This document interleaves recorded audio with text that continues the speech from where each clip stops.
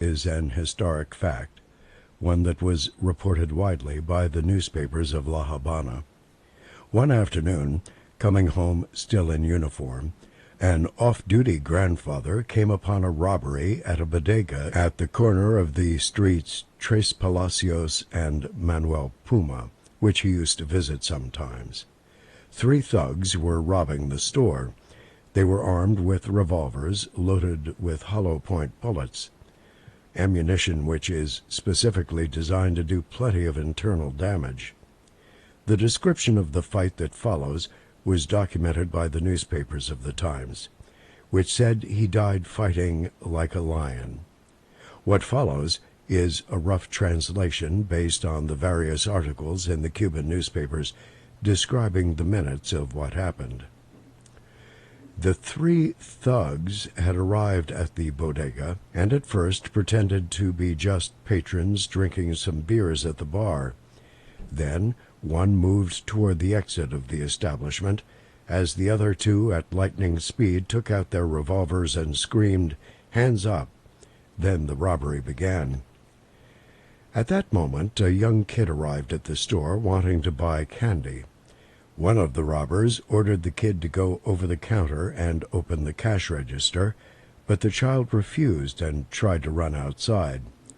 The thug by the door stopped the child from leaving and took him to the back of the store to tie him up and prevent him from giving them away.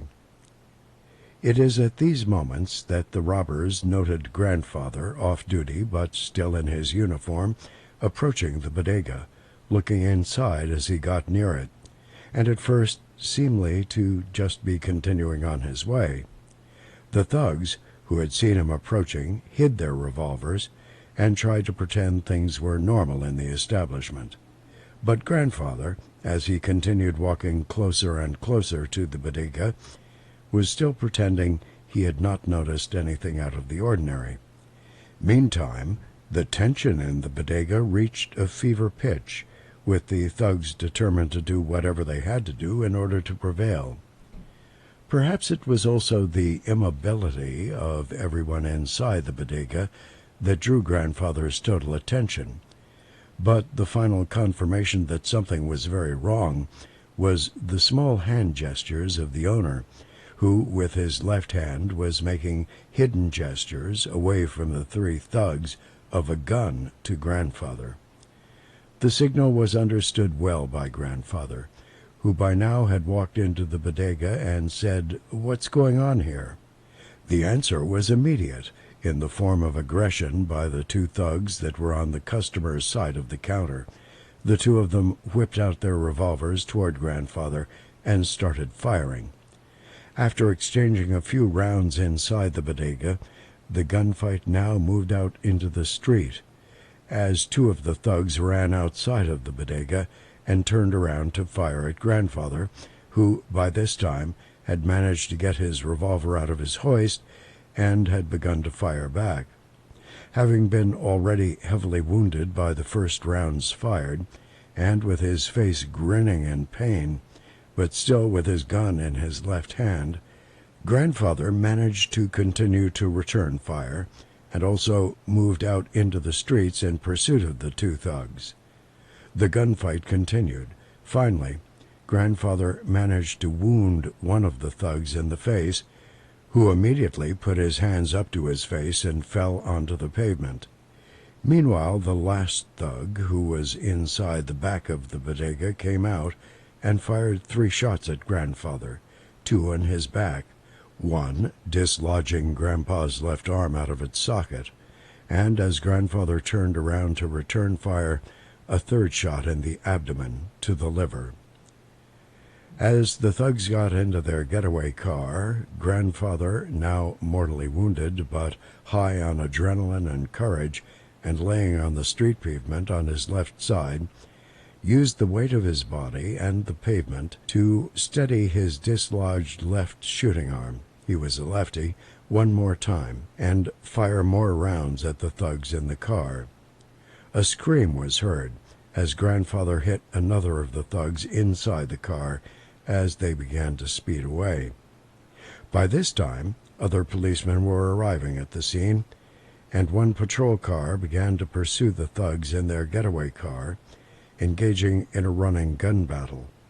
Luck then intervened, making the thugs lose control of their car, crashing against a bus. Then they were apprehended. As the news reached the hospital where grandfather was being treated for his wound, and the word got around that the police had captured the criminal bastards, it is documented that grandfather, who was now being wheeled into an operating room, almost stood up in his stretcher and said, "Did they catch them? Bastards." Those were some of the last recorded words of my grandfather Lorenzo Yzquierdo Mesa. Grandmother also used to say that grandfather managed to tell his brothers, who had now arrived at the hospital, "They have killed me," and said his final goodbyes to them. He knew his wounds were mortal, and that he wasn't going to make it, but he remained a man of courage and simplicity up to the end. By that time, grandmother Hortensia had also arrived at the hospital in tears, distraught, and was begging that they would please save his life. As word got around very quickly in La Habana via the radio of what had just happened, and as grandfather lay in the hospital dying, big figures in the Cuban political and military world, with whom he had fought alongside during the years of the revolt against the Machado tyranny, began arriving at the hospital.